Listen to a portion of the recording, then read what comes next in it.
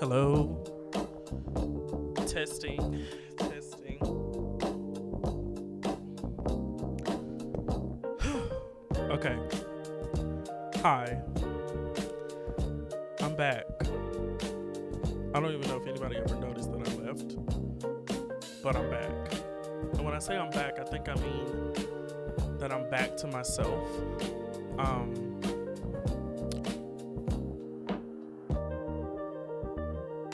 yeah. So, let me take a deep breath because I'm nervous. For those who don't know me, my name is Said, and I am a aspiring writer. I am a content creator. I am a corporate tech recruiter by day. I am a gay black boy from the South, and I'm just an all around human.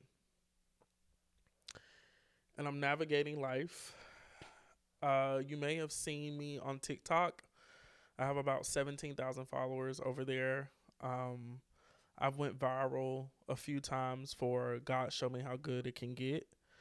I was even posted on the Shade Room. And yeah, I'm going to talk a little bit today about believing in yourself and really making a shift in your life to move into the calling that God has for you.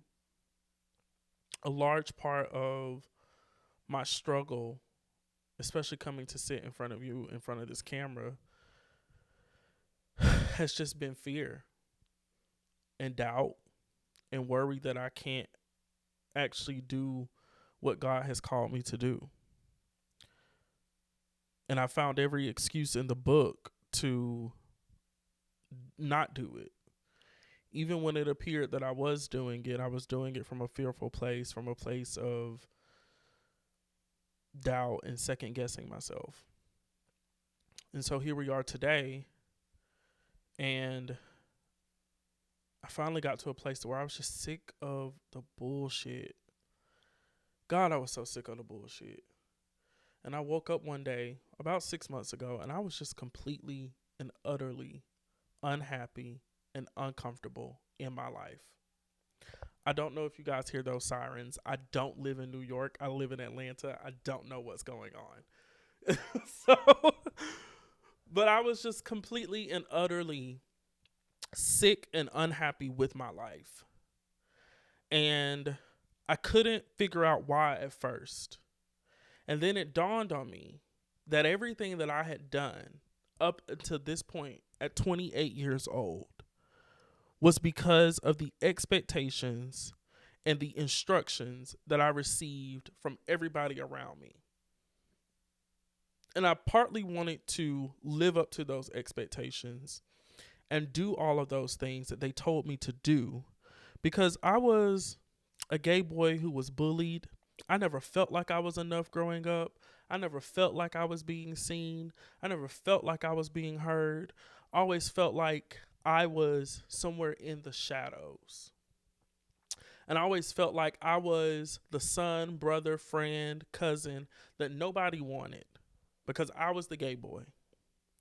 And so I spent my whole life excelling, overachieving, going over and beyond, stretching myself thin so that everyone could say, oh, wow, look at CJ, look at Sid. Like, oh, so it was like, look at me, look at me, look at me.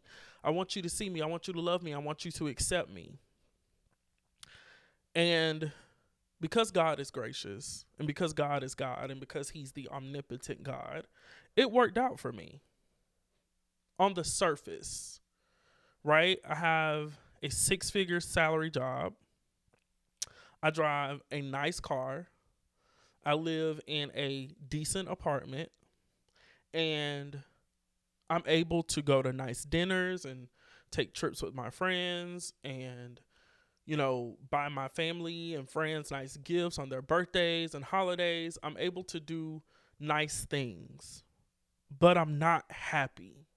I'm not happy with my life because I didn't live out the dream of that 16, 17, 18-year-old boy. So let me take you back a little bit. I wanted to be an Alvin Ailey dancer. The first time that I ever stepped on a stage was in third grade. And that was to be in a play that my principal literally handpicked me to be in. I did that play in third grade and it activated something in me. I always knew I was different, but I didn't know how to channel it. And then I moved on to fourth grade and I sang in a talent show. And that activated something even bigger in me because I received a standing ovation.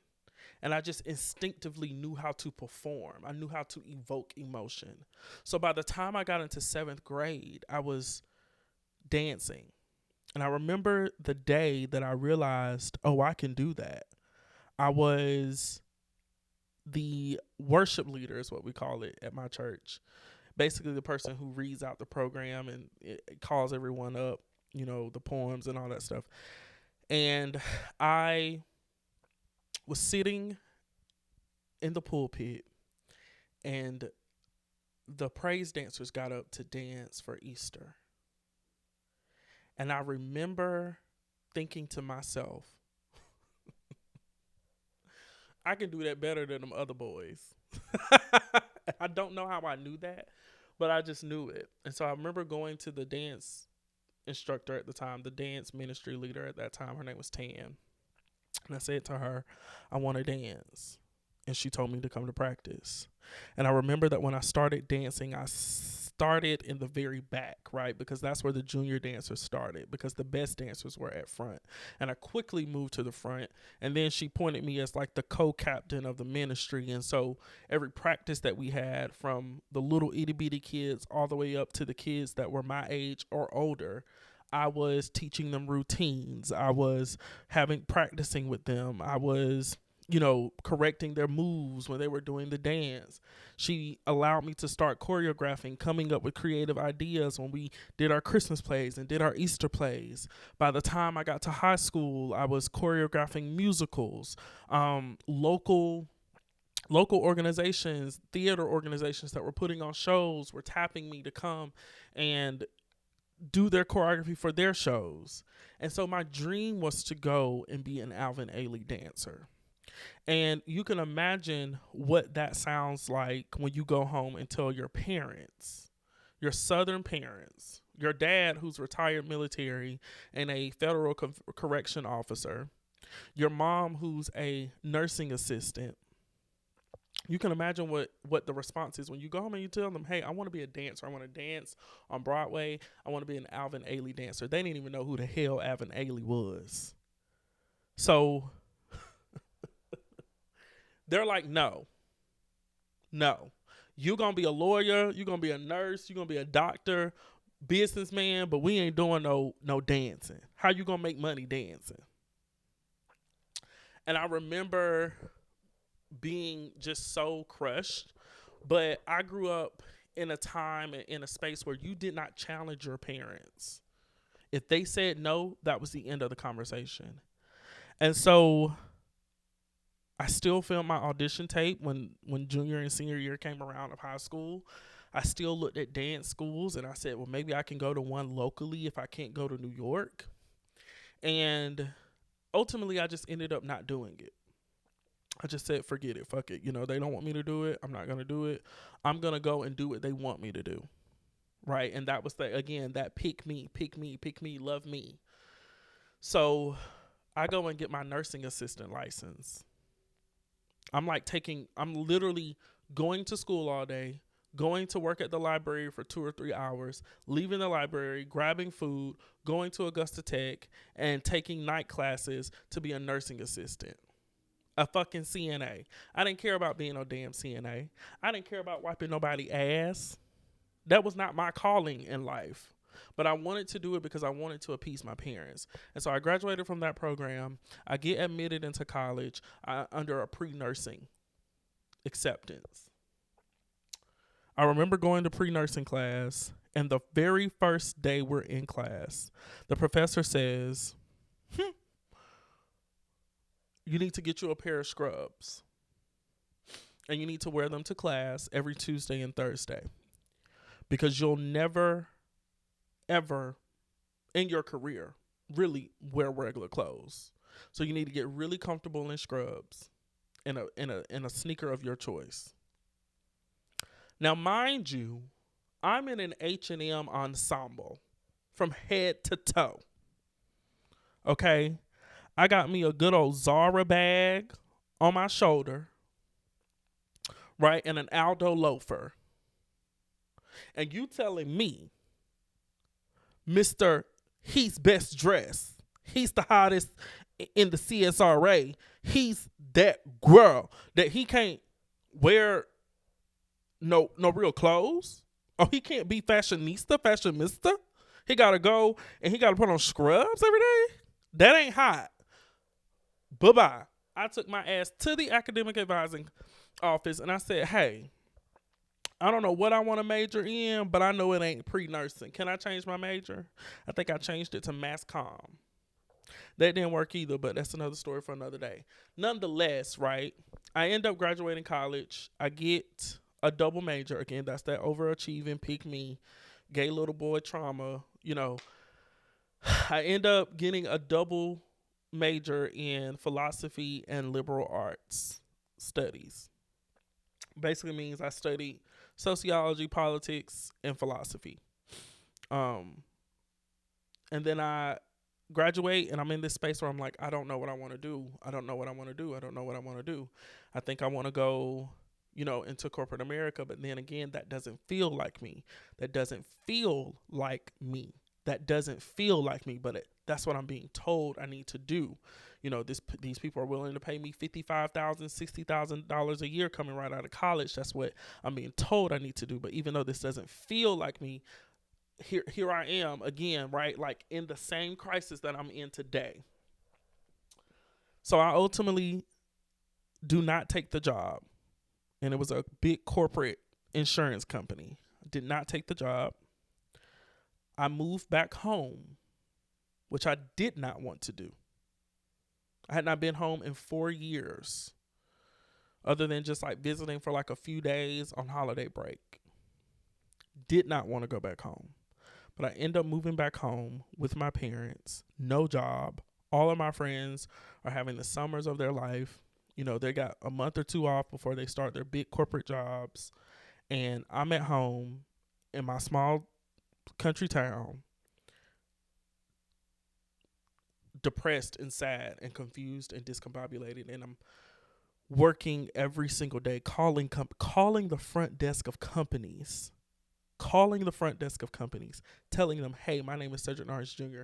I applied to your company. I really want a job with you. If you could, just please take some time to review my resume and get back with me. Like every single day, 8 hours a day on my MacBook, applying, desperate to get out of there.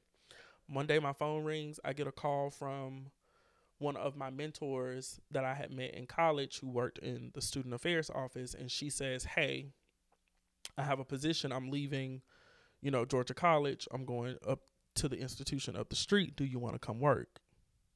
Sure. What is it? It's admissions recruiting. Okay. What's that? Well, you'll basically just recruit people to come to the school. It's $30,000 a year. I know you're still looking for a job. Maybe it can just help you get your foot in the door.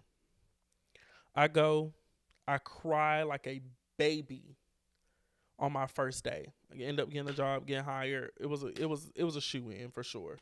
But I cry like a baby on my first day because I get there and I'm like, this is not me. This is not me.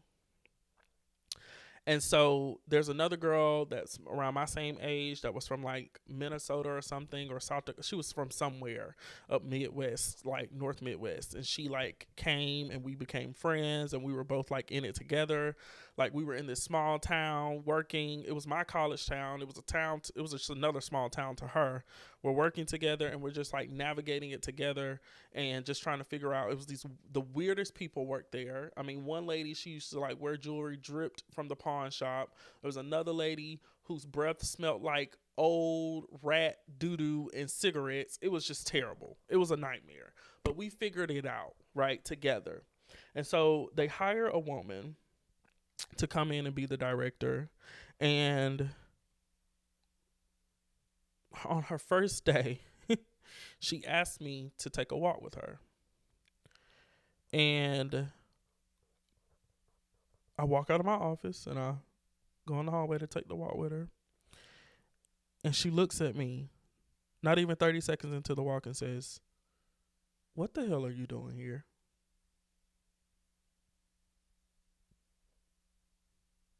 Crickets. Crickets. And I didn't know what to say other than, "Why are you asking me that?"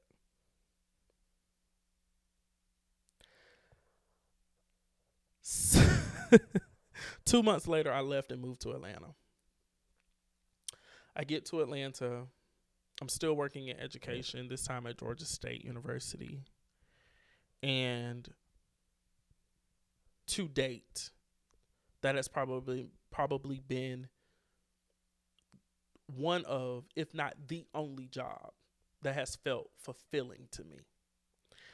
And I think the reason why I enjoyed that job, I was an educational program specialist. I was working for TRIO, Student Support Services, which is as if you know that it's a government funded program, Upward Bound, Student Support Services. They have all these different programs that branch out of TRIO from the Department of Education.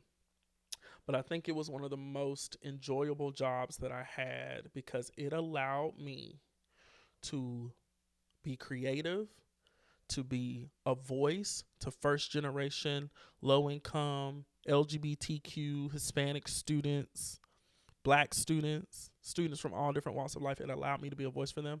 And it allowed me to feel like my soul was being fed. And so we fast forward to 28, right? And I'm 28 and I wake up one day and I'm like, I'm not happy. I want more. And I don't want more money. I don't want more stuff.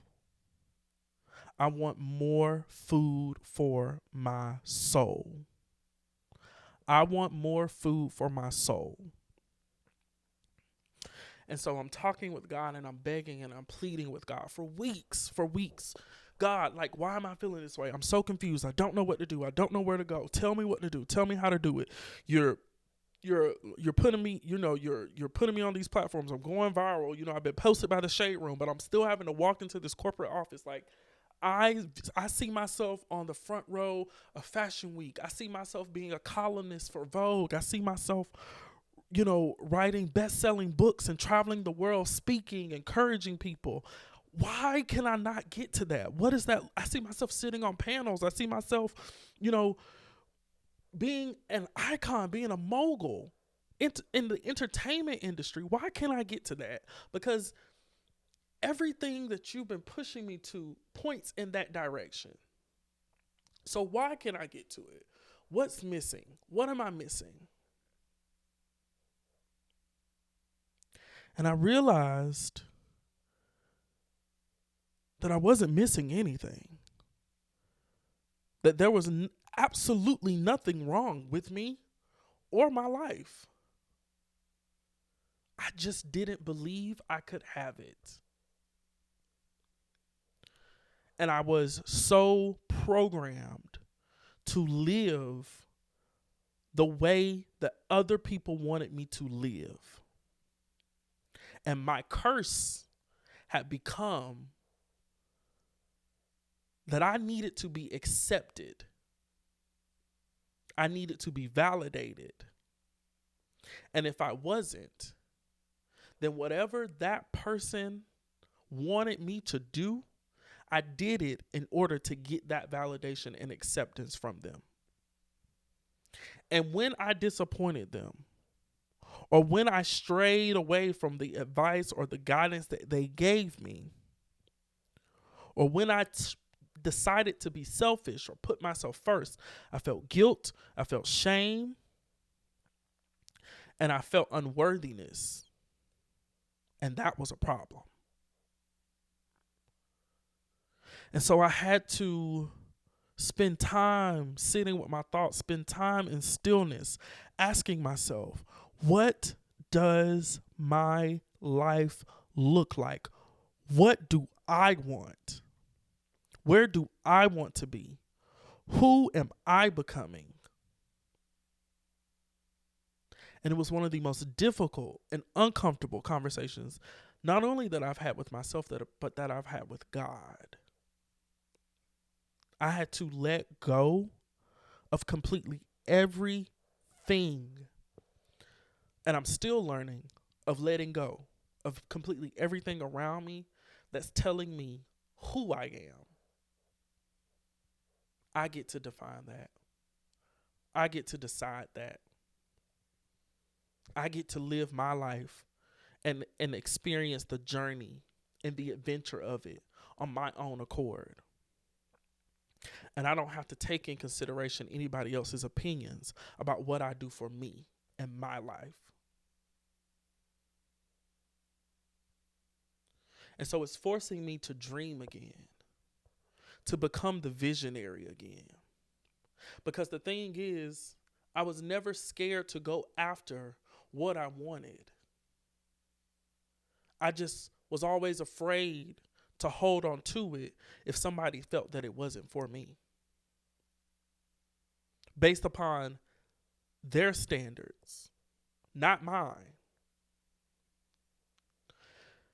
Food for your soul. Food for your soul. That's what this name of this segment is going to be. Food for your soul. And I know it's so cliche, but I realized that happiness for me is being able to live a life every day where my soul is being fed by the experiences, the people, places, and things that I'm living through and living in. Food for your soul. Food for your soul. Don't forget to like, comment, and subscribe. And I thank you for tuning in.